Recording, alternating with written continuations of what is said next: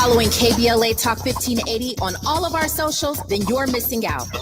Download our app and find us on Facebook, Twitter, Instagram, YouTube, and on the web at KBLA 1580. That's right. Again, you can find all of our socials at KBLA 1580. We've got a lot to talk about. By the way, if you miss any of our weekday shows in real time, you can always catch up by checking out the podcast of your favorite shows at your leisure. At KBLA Talk 1580, we've got your black. Got your Keep following the leader. Oh my God. Follow the leader. Follow the leader. Follow the leader. Follow the leader. Shine, flies, no time to waste while it's passing you by. Shine, flies, be patient, 'cause good things happen in time.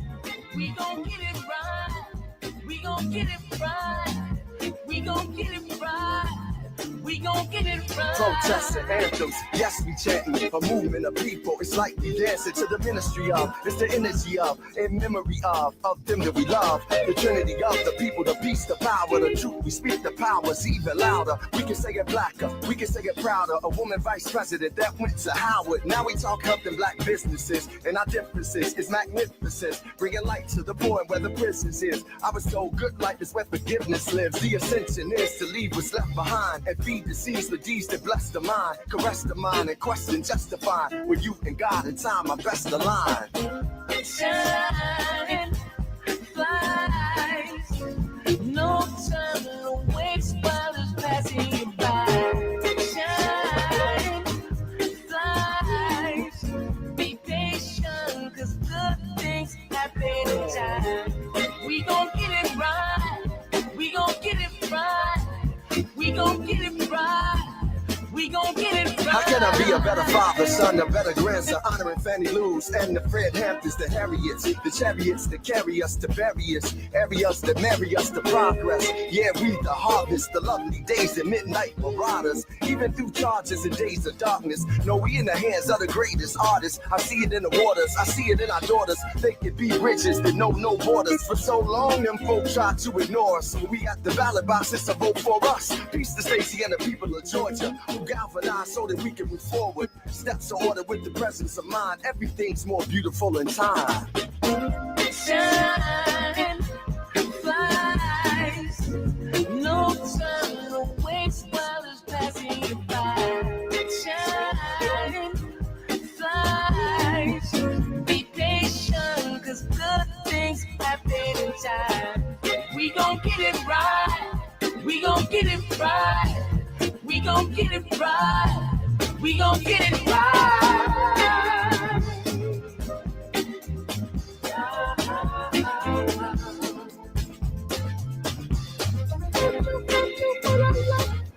You are listening to and streaming A More Perfect Union on KBLA Talk 1580. I'm Dr. Nii-Quartelai. It's been a very busy news day, and we're here to, of course, do our best to give you your daily political news digest. We have all of the big headlines that impact you, all the big headlines that you need to know about. We have those here for you today, along with some expert analysis from Democratic strategist Isaac Wilson. Will also be joined by a former White House fellow and former Gary, Indiana City Council President William Godwin to help us sort of read the tea leaves on Iran and why it matters, as well as some of these Supreme Court decisions that may impact you. I'm your host and White House correspondent, Dr. Nii-Quartelai, and you are listening to A More Perfect Union on KBLA Talk 1580. Be sure to download the KBLA app to listen to us live or on demand, or simply tell Alexa to play KBLA Talk 1580. Also, be sure to subscribe to A More Perfect Union podcast. That way you'll never, ever, ever miss an episode. Also, be sure to tell Alexa to play KBLA Talk 1580 if you're not near your phone or your listening device. Now, with that, it's time for your national news roundup. It's time for you to decide the good, bad, and ugly headlines of the day. Lots of headlines today. Let's start off with NBC News reporting that Trump says that Israel and Iran have agreed to a total ceasefire. This news coming just a few minutes before we came on air. NBC News reporting that that hours after Iran targeted the U.S. military base in Qatar today, President Trump said on social media that Iran and Israel had agreed to a total ceasefire. Iran, of course, launched a strike against our U.S. air base in Qatar, which stations thousands of U.S. troops in retaliation for the U.S. bombing of its nuclear sites over the weekend. No casualties were reported. And Trump on social media, he called their strike, quotes, very weak. Israel launched further assaults throughout Iran, including their notorious Evin prison in Tehran.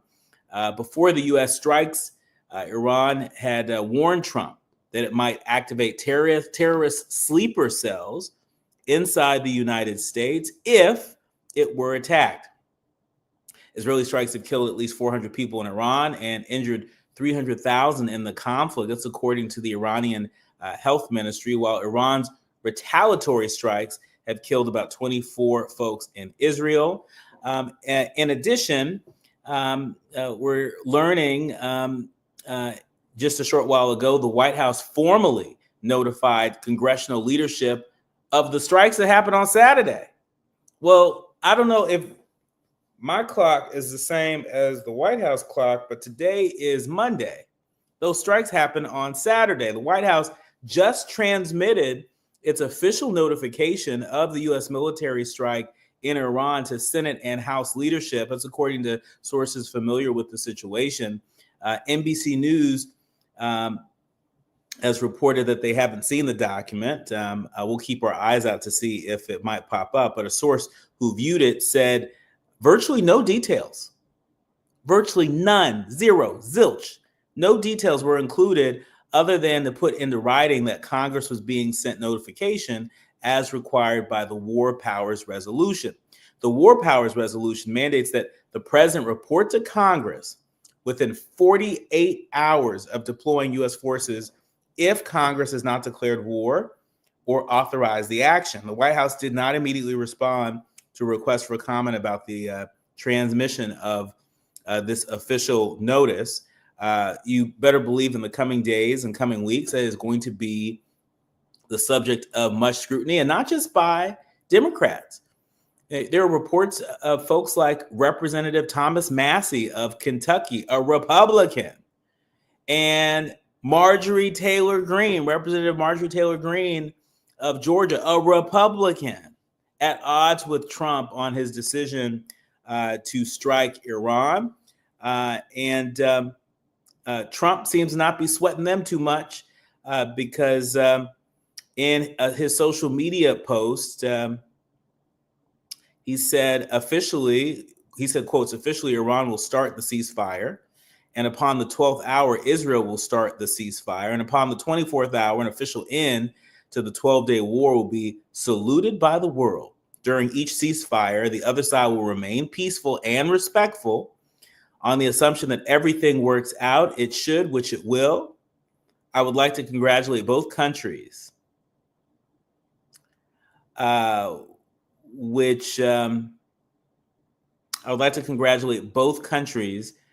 Israel and Iran, on having the stamina, the courage, and intelligence to end what should be called the 12-day war. This is a war that could have gone on for years and destroyed the entire Middle East, but it didn't and never will. God bless Israel. God bless Iran. God bless the Middle East. God bless the United States of America, and God bless the world. That's what President Trump posted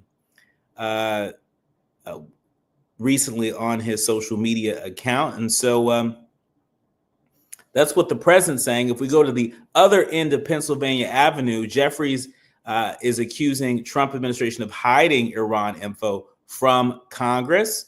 House Minority Leader Hakeem Jeffries said this afternoon that he had requested a briefing for top lawmakers on the situation in Iran, but one hasn't happened yet. He then accused the Trump administration of hiding information related to Iran from Congress. Several Democrats have questioned the discrepancy between the U.S. intel community's assessment of Iran, which said that it was not close to creating a nuclear weapon, and Trump's claim that Iran was nearing completion. And so that remains an open question. You all might remember that Trump's own director of national intelligence, Tulsi Gabbard, testified before Congress in March, saying that the intel community didn't believe that Iran was close to having a nuclear weapon. The president disagreed. And so to help us sort out the fact from the fiction, when we come forward, we'll be joined by Isaac Wilson and William Godwin to help us make sense out of this moment in history. You are listening to and streaming A More Perfect Union on KBLA Talk 1580. You're listening to A More Perfect Union on KBLA Talk 1580. We've got a lot to talk about. Yeah. At KBLA Talk 1580, we're proud to be celebrating 4 years on the air, but we know we could not have made it this far without you. We work hard every single day to curate conversations that will enlighten, encourage, and empower you. So, from all of us at KBLA Talk 1580, a big thank you for your love and support. You don't know how much you mean to me. And by the way, if your smartphone did not update automatically, be sure to download our brand new KBLA 1580 app. We think you'll love all the new features, including new ways to send us photos and video in real time. Whenever news breaks, while we're on the air, it's a new dawn, a new day for KBLA Talk 1580. And we're glad you're on this journey with us. You never turned away, you were right there. Thank you, thank you. It's been said that when someone you love has Parkinson's, you have Parkinson's. The Parkinson's Foundation knows that the disease doesn't just affect the diagnosed. It affects everyone who supports and helps care for them. If you have questions, the Parkinson's Foundation has answers. We can help you understand the disease and give you tips for living a better life. Find your answers at parkinson.org or call 1-800-473-4636. The Parkinson's Foundation. Better lives together. Now at Verizon, we have some big news for your peace of mind. For all our customers, existing and new, we're locking in low prices for 3 years guaranteed on My Plan and My Home. That's future you peace of mind. And everyone can save on a brand new phone on My Plan when you trade in any phone from one of our top brands. That's new phone peace of mind. Because at Verizon, whether you're already a customer or you're just joining us, we got you. Visit Verizon today. Price guarantee applies to then current base monthly rate. Additional terms and conditions apply for all offers. KBLA Talk 1580. We've got a lot to talk about. Imagine a Los Angeles where everyone can thrive, where communities have access to the resources they need to succeed. That's the vision of Detours Mentoring Group, Inc.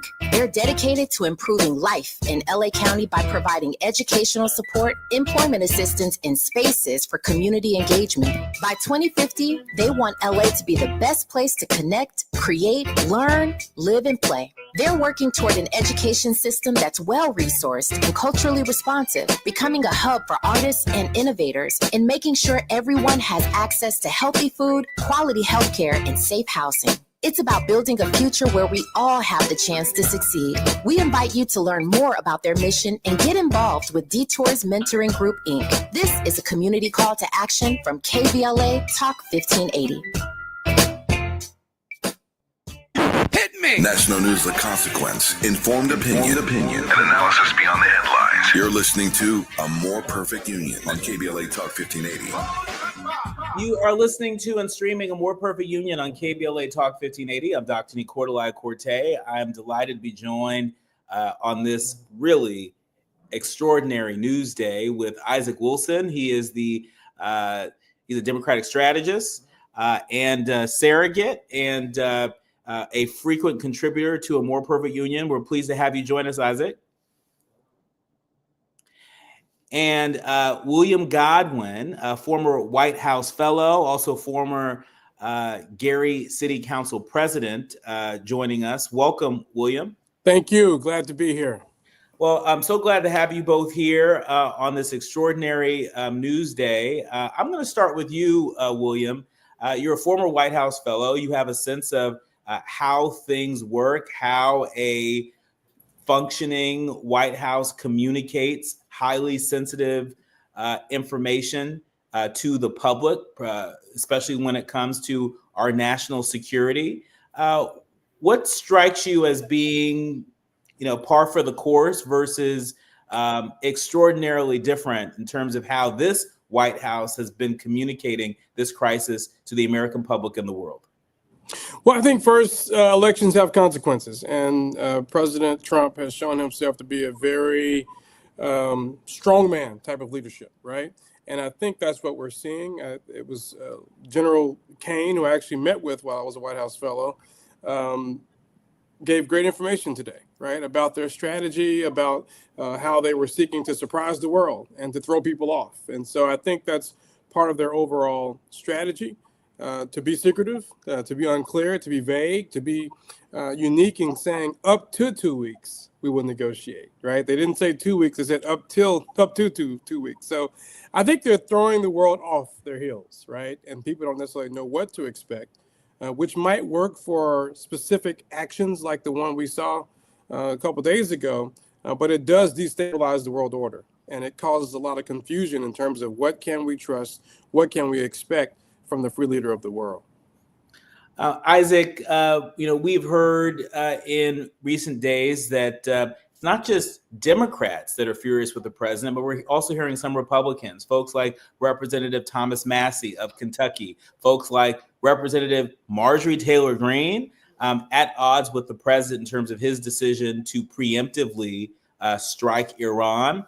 I was just sharing with our audience of leaders, learners, and listeners that House Minority Leader Hakeem Jeffries said just this afternoon that he requested a briefing for top lawmakers on the situation in Iran because they haven't heard anything. And they accuse the Trump administration of hiding information related to Iran and Congress.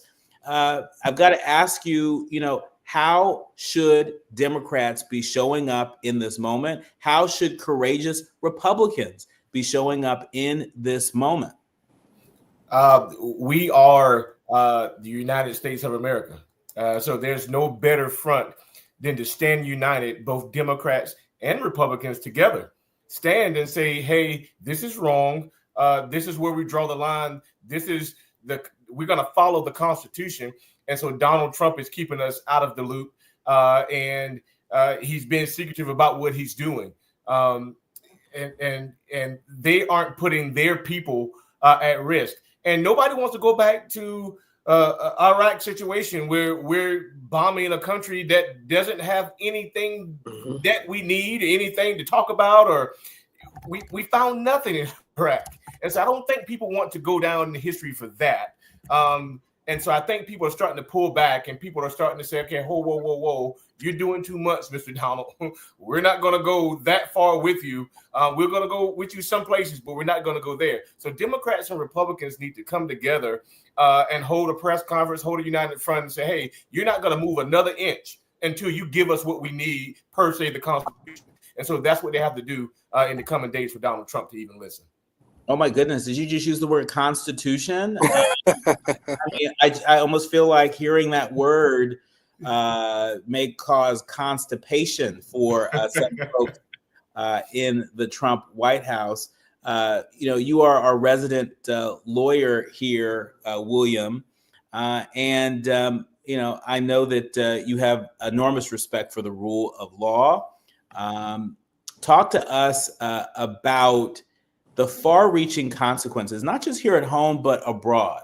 One of the powers, one of the sort of soft powers, some might say, of the United States, and we heard, former President Joe Biden and many presidents over our lifetime talk about the power of our example.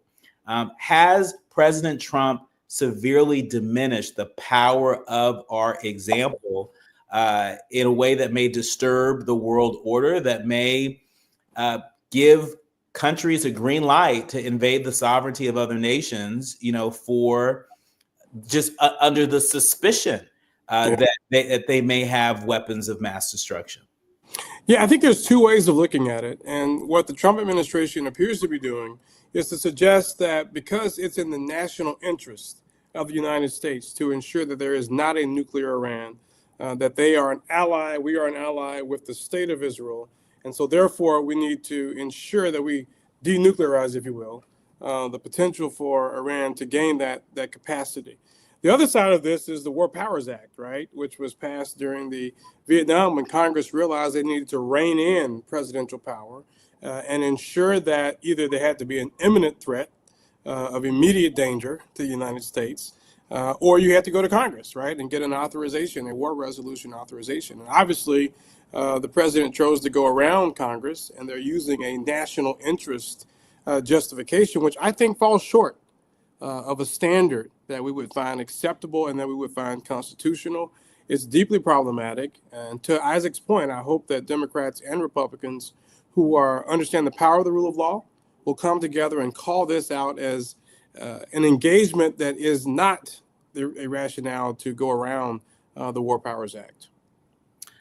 Does the president's announcement within the hour about a ceasefire, Trump said that a ceasefire between Israel and Iran will take effect in stages over the next 24 hours.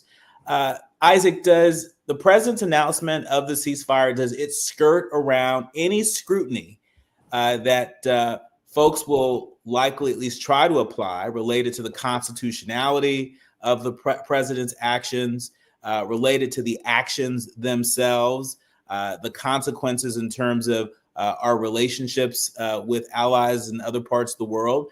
Does the president get to get out of jail free, if you will? Is he get a get out of jail free card with implementing this ceasefire? I think my honest opinion is that if that ceasefire does happen and things neutralize, I think most Republicans will give him a pass.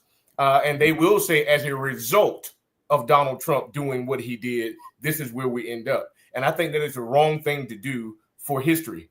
History has to begin to sink into them to say, okay, Donald Trump's going to be gone in 2 years. So does the next president get to come in and do the same thing that Donald Trump did? Is this going to be the new precedent that we set for presidents, that they can call shots and do whatever they want to do and bypass Congress? So they shouldn't give him a break. They should take him to task. And I think he should be called to the Senate, and called to Congress, rather, the entire Congress. And he has to explain his actions and explain what he did and explain who he did it with. And that gives a sense of transparency to the American people that the president is not above the rule of law. And so those Republicans that will bypass this, they will look back on history and they would have to be on one side of it. And I think some of them are going to be on the wrong side. Now, listen, we have seen many presidents, including President Trump, get a little too far out over his skis before the ink dries. Within the past half an hour, there are reports that since Trump's announcement of a ceasefire in the fighting between Israel and Iran, neither country has commented on or confirmed it.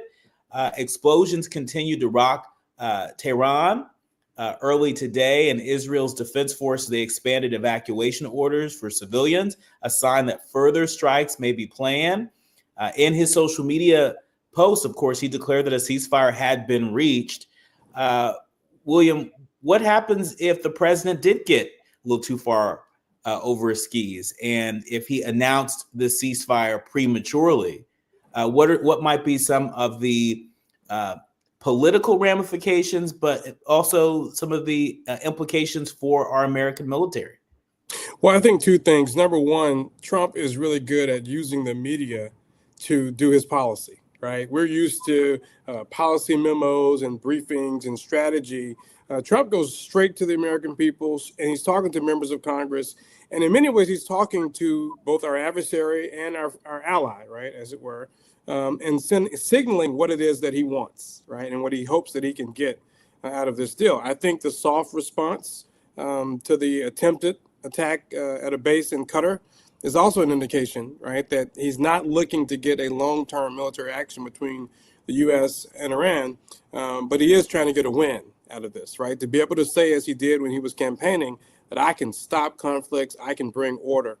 The other part of this is that really he's been giving so many passes by congressional Republicans that he's almost unable to fail, right? That they're unable to be criticized. Many of them appear to fear him. And so I'm not sure it will matter at all if, in fact, the ceasefire is really untrue and unsubstantiated. When we come forward, we're going to switch gears and talk about the domestic angle of this. The U.S. strikes in Iran could hit the American economy at a very fragile time. We're going to talk about the politics of that, at least managing the politics of any potential economic fallout. And then a little bit later, I want to get into some of these Supreme Court decisions that have come down. One of the most controversial ruling, the Supreme Court saying that criminal aliens may be deported to South Sudan. We're going to have William Godwin and Isaac Wilson read the tea leaves on this. You are listening to and streaming A More Perfect Union on KBLA Talk 1580. More when we come forward. The audience is listening. Thought-provoking, eye-opening, heart-rendering. This is where authentic voices meet powerful discussions on culture, community, and change. This is where Black voices matter. He's breaking boundaries, amplifying diverse perspectives, and tackling the issues that matter most to you. You're inside A More Perfect Union with Dr. Nii-Quartelai on KBLA Talk 1580. I'm Amber Payton with BIN News Now. Black House Minority Leader Hakeem Jeffries says President Trump broke his promise to keep the U.S. out of foreign wars by launching an attack on Iran without congressional approval. The New York Democrat says the strike goes against the Constitution and bypassed diplomatic options that were still on the table. While he agrees Iran must not obtain nuclear weapons, Jeffries says the administration failed to pursue peaceful solutions. Jocelyn Savage, who claims she and R. Kelly are engaged, is denying claims from her parents that she's brainwashed or being controlled. In a new video, she says she's been with Kelly for 10 years, proposed to him 3 years ago, and still hopes for his release. And Black Los Angeles Mayor Karen Bass is warning about masked men posing as immigration agents. A viral video shows them pepper spraying and forcing a man into an unmarked car in Santa Ana. Officials have not confirmed if they were real agents, raising fears of impersonation and possible crimes. Get BIN News Now on demand 24/7 on the iHeartRadio app. Santa Fe Springs crash on the 605 northbound before the 5. They've cleared this wreck off to the shoulder. Big delays loading up away from the 105 freeway beyond the wreck. That 605, it'll be slow in stretches traveling towards the 10. Also, it's a tough drive along the 10 eastbound out of East LA. This is leaving the 5. Heavy and slow in stretches all the way to Azusa. 60 eastbound also backing up away from just about Downey Road as you continue ahead towards the 605. Anaheim 91 eastbound jamming up at the 55 freeway and slow moving all the way to Green River. Right now, there are young people across the world facing a tough choice. Continue their dream of education or drop out to help their family put food on the table. You can help change their future in a single moment. See how far your support can go at unbound.org. Is this the takeover? This is the KBLA Sports Minute with Ray Richardson. The Kevin Durant trade to the Houston Rockets should send a chilling message to the Lakers and Clippers. Both teams have a lot of work to do in the offseason to keep pace in the Western Conference. Right now, there's at least 5 teams that are legitimate contenders to win the West. Oklahoma City, Minnesota, Denver, Dallas, and now Houston. Do not sleep on the Dallas Mavericks. They've got the number 1 pick in the draft Wednesday night. They're going to use it to select Duke forward Cooper Flagg. If Anthony Davis and Kyrie Irving have a healthy season, the Mavericks could be the favorite to keep OKC from running it back. It will be imperative for the Lakers and Clippers to make significant changes to their roster. Otherwise, the Lakers and Clippers will start next season looking up at 5 teams that are much closer to winning an NBA championship. No debates, no speculation, just the info you need. That's your KBLA Sports Minute. I'm Ray Richardson. More news, opinions, and conversation when we come forward on KBLA Talk 1580. Follow the leader. KBLA Talk 1580. Follow the leader. If you're not following KBLA Talk 1580 on all of our socials, then you're missing out. Download our app and find us on Facebook, Twitter, Instagram, YouTube, and on the web at KBLA 1580. That's right. Again, you can find all of our socials at KBLA 1580. We've got a lot to talk about. By the way, if you miss any of our weekday shows in real time, you can always catch up by checking out the podcast of your favorite shows at your leisure. At KBLA Talk 1580, we've got your black. Got your black. Keep following the leader. Oh my God. Follow the leader. Follow the leader. Follow the leader. It's never too early to start talking about money in realistic ways with your kids.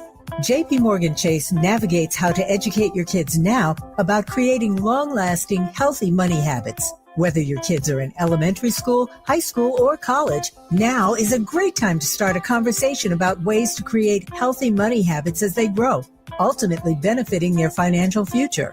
Talking about money in a realistic way to support your kids' lifestyle and dreams, your first banking account geared towards high school or college. It's never too early. Explaining the basics, what you earn and what you spend, building financial confidence starts with getting organized. Learning and practicing vital money skills now will stay with them for life. Tools they will have to stay on top of their finances and achieve their goals. This segment is sponsored by JP Morgan Chase.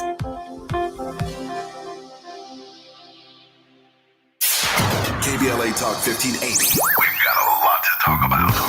KBLA Talk 1580 is committed to self-care and community well-being. Walk Good LA was formed in June 2020, inspired by the Black Lives Matter movement and the beginning stages of the COVID-19 pandemic. What began as a few minutes of breath work and yoga meditation before protests against police brutality turned into a safe space for the community to heal in hard times. The immensely positive response from the community transformed the momentum into a movement. Today, Walk Good LA is a Black and Brown-led community wellness organization based in Los Angeles. They provide spaces for healing through community yoga classes, guided meditations, hikes, run clubs, and other activations throughout Los Angeles that attract hundreds of members weekly. With the help of Propel and Michael B. Jordan, they now have a yoga and wellness studio in Los Angeles called the Walk Good Yard. To join their mailing list and connect with healing spaces, please visit walkgoodla.org. That's walkgoodla.org.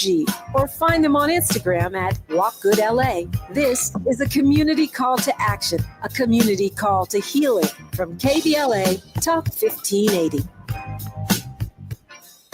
Now back to building a more perfect union on KBLA Talk 1580.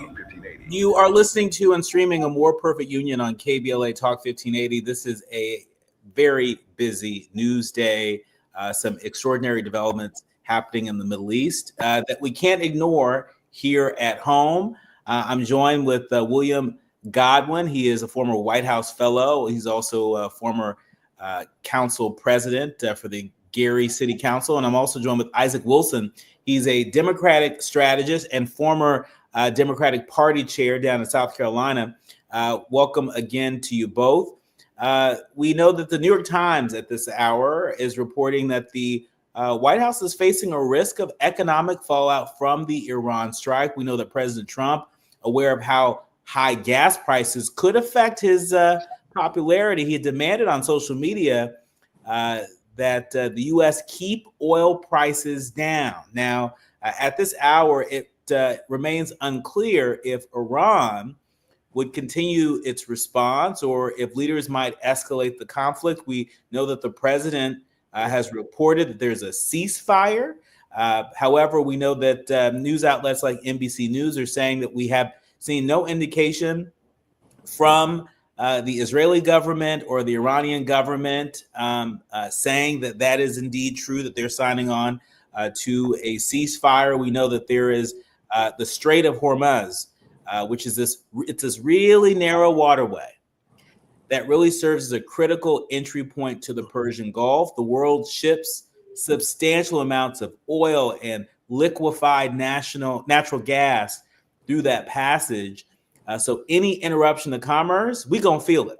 We're going to feel it. And so, talk to us, William. If you were a betting man, how much would you bet that there may be some level of economic fallout from what's taking place? We know that Wall Street has had the jitters today, but they're not in all-out panic quite yet. Well, we know that the Iran's parliament voted yesterday to close the Strait of Hormuz. It's up to their military council to actually take that action. You know, I'd say 65, 70% chance, certainly if this conflict goes on for another couple of weeks. We're in the hot heat of vacation summer travel. And so we know folks will be using a lot of fuel. And if you want to stick it to your adversary, we could see Iran trying to pursue that. But we also know that the Chinese, with whom the Iranians are very close, also rely heavily on that strait. And so that might make it more complicated for Iran to do that. So we'll have to wait and see. But that certainly is a lever that Iran could pull in terms of a soft power response to what we've done. Isaac, we know to William's point that we're nearing peak summer travel.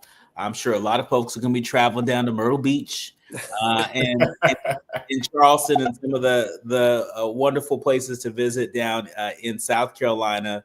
Talk to us about the politics around gas prices, because I remember when President Biden was in office, there were a number of folks that were hemming and hawing around gas prices being too dang high, right? Is there a possibility that could happen now under Trump, particularly under these circumstances? And if it does it change anything? Does it stick? Does it make a difference? Gas prices will go up. We're seeing some gas stocks like crude oil have gone down. So gas is definitely going to go up. How much it goes up, I don't know. But I think you will start to see some of those people that supported him because he made a promise that gas prices would go down, and that hasn't happened. Gas prices to me have kind of sort of remained the same since the election, if you ask me, here in South Carolina. But I think some people will start to change, because if gas prices go up and they're $2.99 for gas and $3 for gas here in South Carolina, we're going to have a problem, because we can't drive down to Myrtle Beach, which is 50 minutes away, and go down there with a half a tank for $2.65, and now we got to go and put $3.06 in there. That's going to be a big problem. And Horry County is where Myrtle Beach sits, is a Republican county, big Republican. So there's going to be a lot of talk around that. Now, will that take Trump off the hook? No, I think people will still support him. I think he got them in a coat, and for some reason he does. He have them in a coat or something. But I think there will be some talk around these gas prices, and he would have to do something about that. But will they close the strait? I don't think they will, because of China being a large partner to them. 85% of their oil comes from there. So we'll see as the weeks go ahead. Switching gears, one of the deeply disturbing headlines that I saw today, the LA Times reporting that the Supreme Court ruling for Trump says that criminal migrants may be deported to South Sudan. The Supreme Court, of course, said today that the Trump administration may deport migrants with criminal records to South Sudan or Libya, even if those countries are deemed too dangerous for visitors. By a 6-3 vote, the conservative majority set aside the ruling of a Boston-based judge who said that the detained men deserved, quote, a meaningful opportunity to object to being sent to a strange country where they may be tortured or abused. The court issued an unsigned emergency order with no explanation, overturning the lower court's decision. William, you are our resident lawyer on the panel here. Talk to us about the significance of this ruling.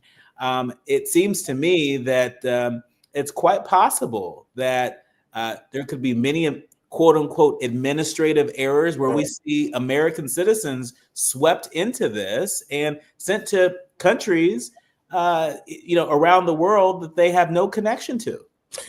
I think it's a terrible precedent, and it's even more concerning that the conservative majority offered no reasoning, no real substance to their opinion other than the vote.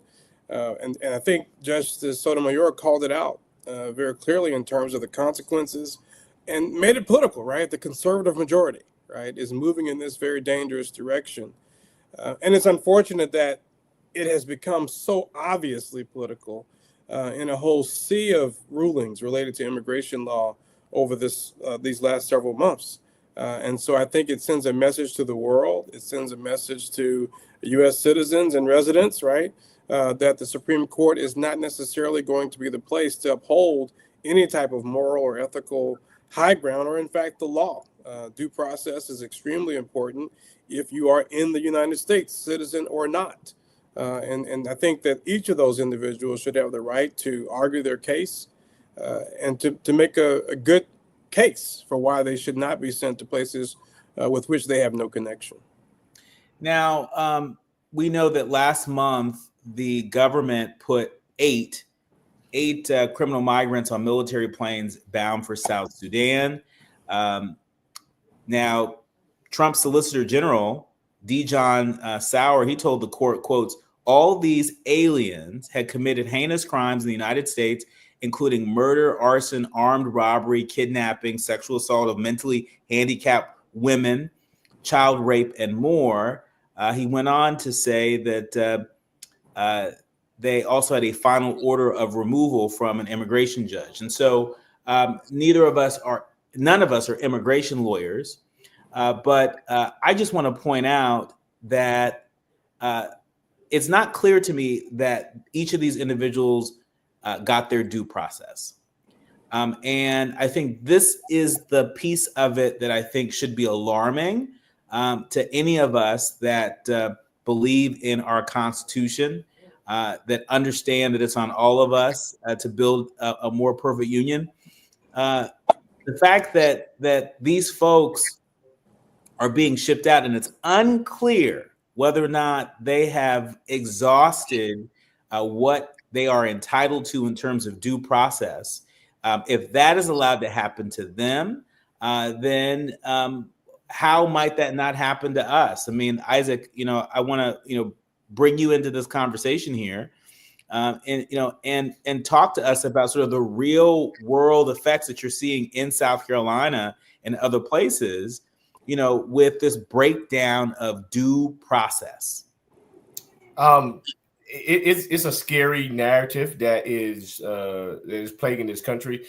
We just had ICE here in unmarked cars in regular clothes here in Florence County just last week. So it is a scary process. We don't know if you're going to pull me out of my car and say that I am an immigrant from somewhere and that I committed a crime, because these things happen in the night when no one's watching. Tomorrow I'll be somewhere and people won't know what I did and they won't know the truth. So this is a scary time that we're living in. And so it does include people like me, Black and brown people that are born here, American citizens, and so no one's off limits. And that is, again, the scary part. So I can only imagine what our true immigrants who came to this country because they were fleeing for their lives and fleeing prosecution or whatever case may be. But I can only sympathize with them as these laws seem to be more extreme each day. When we come forward, I want to stick with the Supreme Court for a moment more. The Supreme Court is to decide if prison officials can be sued over inmates' religious rights. We're going to invite William and Isaac to weigh in on this. You are listening to and streaming A More Perfect Union on KBLA Talk 1580. Striving to make America a nation as good as its promise. This is A More Perfect Union on KBLA Talk 1580. We've got a lot to talk about. During this time, it's important for everyone to know your rights. The 4th, 5th, and 6th Amendments in the U.S. Constitution protects every one of us, regardless of immigration status. The 4th Amendment requires a judicial warrant to search your home. The 5th protects your right to remain silent. And the 6th gives you the right to an attorney. Just remember, no warrant, no key, my privacy. You don't have to speak. No lawyer inside. Don't say your thing. Yeah, we all got rights. Hey, we all got rights. We asked seniors how to prevent Medicare scams. My best advice, if you get a phone call, do not talk to the person. These people are well trained. Don't talk to them. They don't know me. They're just trying to scam me. Don't be fooled. Hang up. Just hang up. Never give out your Medicare number. They're going to get your number to put in a false claim. If I get a call from someone, I don't pick up the phone. And should I pick up the phone and they ask for information, then I hang up. How do you detect Medicare fraud? Just like I check my credit card statements, I check my Medicare statements monthly. Scammers can get a hold of your number, order medical devices through your account, and you're not even going to know about it if you don't look at your statement. Check your statement every month. If you get your statement and you see something that you know you did not have done, you report it. Call your senior Medicare Patrol. To report Medicare fraud, call the Senior Medicare Patrol at 855-613-7080. KBLA Talk 1580. We've got a lot to talk about. KBLA Talk 1580, connecting you with services and solutions. The Autopsy Initiative provides a second autopsy free of charge for victims' families who have lost their loved ones due to a police-related death. The services offered through the initiative include the completion of a second autopsy, disclosure of preliminary findings, and a final autopsy report. A police-related death is when an individual is harmed by police officers using deadly force, which results in an individual's death. Police-related death includes in-custody deaths, including those that arise during contact with law enforcement officers during arrest, pursuit, booking, transport, or incarceration. The Autopsy Initiative has a team of board-certified pathologists on call. An autopsy request may be completed by anyone with a close relationship with the victim, which may include the victim's spouse, partner, relative, close friend, or lawyer. To request a free second autopsy for a victim of police violence, please visit knowyourrightscamp.com. That's knowyourrightscamp.com. Then click on Autopsy, then click on Request. At KBLA, we believe in justice for victims of police violence. We say their names, and we don't black down. This is a community call to action from KBLA Talk 1580. We face tragedy, but we don't fall into despair. We continue our work to build a more perfect union. You are listening to and streaming A More Perfect Union on KBLA Talk 1580. I'm Dr. Nii-Quartelai, and I'm joined with William Godwin, the former White House fellow, former Gary City Council president, also Isaac Wilson, Democratic strategist and former Democratic Party chair down in South Carolina. It's time for the quiet part out loud. And there was a headline that I saw recently, as reported by USA Today, that stopped me cold. It might stop y'all cold, but if you're listening to us in afternoon drive time in LA, don't stop. Keep your hands on the wheel. Just listen. The Supreme Court is to decide if prison officials can be sued over inmates' religious rights. Let me explain. The Supreme Court said that it will decide whether a prison official can be sued for violating the religious rights of an inmate in a 2020 case involving a Rastafarian whose dreadlocks were forcibly shaved by the Louisiana prison guards. The dreadlocks of Damon Lander have been growing for nearly 2 decades, and they were supposed to be protected by a 2000 law related to the religious rights of prisoners. Lander had shown prison officials a copy of a court ruling that dreadlocks grown for religious reasons should be accommodated, but an intake guard threw the ruling in the trash, and Lander was handcuffed to a chair while his knee-length locks were shaved off. The state condemns what happened to Lander in the strongest possible terms. That's what officials wrote in a filing. But Louisiana contends that federal law doesn't allow Lander to hold correctional officials personally liable for having his dreadlocks cut off. William, when I first heard this story, I couldn't help but think about the continuing debate around the qualified immunity of officers, right? And so is this essentially qualified immunity for prison guards? You know, it sounds like it, right? But I do think that I hope that we will really hold people personally responsible for these kinds of actions, right? So you have a few things at play here. One, this is an opportunity for people of faith, regardless of whether you're a Christian, whether you're a Sikh or Orthodox Jew, a Muslim, a Rastafarian, as it is in this case, to stand up and say that this is a matter of folks' constitutional First Amendment freedoms, right? The free exercise of their religion. And for this prison guard to not only disagree, right, with Mr. Lander, but to actually throw the rule of law in the trash, right, takes it to a next level where there definitely needs to be some accountability to send a message to really bring force to this 2000 Religious Land Use and Institutionalized Persons Act, to put some teeth in it, to say that if you're not going to uphold it or at least give someone the opportunity to argue their case, then you will be personally liable. Isaac, again, I saw this and right away I saw some similarities to the debate around qualified immunity. We know that this was a sticking point when it came to passing the George Floyd Justice and Policing Act, which essentially, died in the United States Senate. We know that during the 2024 election cycle, then candidate Trump, now President Trump, said that he believed in 100% qualified immunity for officers. He recently met with the Fraternal Order of Police a few weeks ago at the White House. They endorsed him for president. They still support him right now. In fact, they endorsed his so-called Big Beautiful Bill.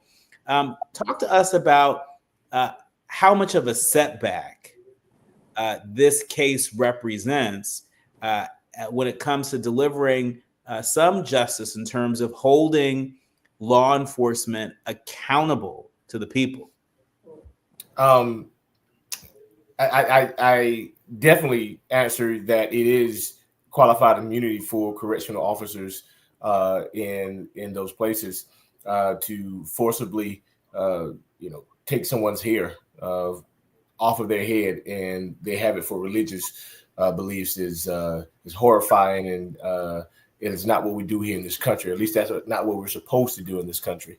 And I think it's deeper than that. This, to me, goes back to Jim Crow and to slavery and to everything else that you're saying. Nothing matters about what I say or what I believe. You're going to do as we say in this country. And that's particularly to Black folk, because for not 1 minute do I believe if that was the other way around, that probably wouldn't have happened. So we've got to come to grips with these kinds of things and allow people to do what the Constitution says. And I think that is the big crux of every problem that we have right now, is that they're just not respecting what the Constitution says our rights are. And again, that goes back to those civil rights days, what we were fighting for. We were fighting for just being equal under what you say is a land of the free and home of the brave. And we're all supposed to be Christians, but we're doing unchristian-like things. So it set us back. It's setting us back a whole lot of years. But I guess we'll come to grips with it one day when someone finally stands up and cares about that kind of stuff. And in our remaining minutes together, I want to give you both, 30 seconds to just share your thoughts on these protests, doing a look back and a look forward. Obviously, millions of people from across the country organized as a part of the No King protest. We're hearing that July 17th, under the banner Good Trouble Lives On, to honor the legacy of civil rights leader and Congressman John Lewis, who passed away on July 17th, 2020. There are going to be demonstrations aimed to continue his fight for voting rights and racial justice and the defense of democracy. Are these protests working? William. So I think to the extent that they are giving folks a reason to gather, to organize, to communicate, to be in community, yes. Are they changing policy? No. Is Donald Trump worried about re-election? No. Are most members of Congress who are Republicans and hoping to get Donald Trump's endorsement concerned about these protests? Probably not. I think, in fact, one is happening across the street from me. I'm across from the Trump Hotel in Chicago right now, and there's a loud one right beneath the hotel where I am. And so I think, if anything, it's hopefully a unifying force so that we go in 2026 and go in 2028 ready to keep up the energy and keep the battle going. Isaac, in 30 seconds. I think it's like you said, it's not helping policy, but it is helping people to have these conversations, these tough conversations about what's going on in our country. And it is bringing Republicans and Democrats to tables that are having these conversations, because it's not just Democrats that are out here protesting. These are some Republicans that voted and Trump not doing what he said he would do. And they're out there protesting against what they voted for. So it is helping people have those conversations. Who knows, it may be different in 28 when we get a Democratic president elected. My thanks to Isaac Wilson, Democratic strategist and former Democratic Party chair down in South Carolina. Also, William Godwin, former White House fellow, also former Gary City Council president. Thank you both for your extraordinary insights and analysis. Hold for a second. When we come forward in our second hour, we're going to shift gears and we're going to talk with Renata Simrel and Los Angeles Council member Heather Hutt about an extraordinary project that you have to know about. You're listening to and streaming A More Perfect Union on KBLA Talk 1580. KBLA 1580 Santa Monica. I'm Amber Payton with BIN News Now. The White House says it did try to brief Democrats on the Iran strikes, but claims Black House Minority Leader Hakeem Jeffries did not answer the call. Heads up. Other top Democrats, including Chuck Schumer, also say they were left in the dark, while several Republicans got briefed in advance.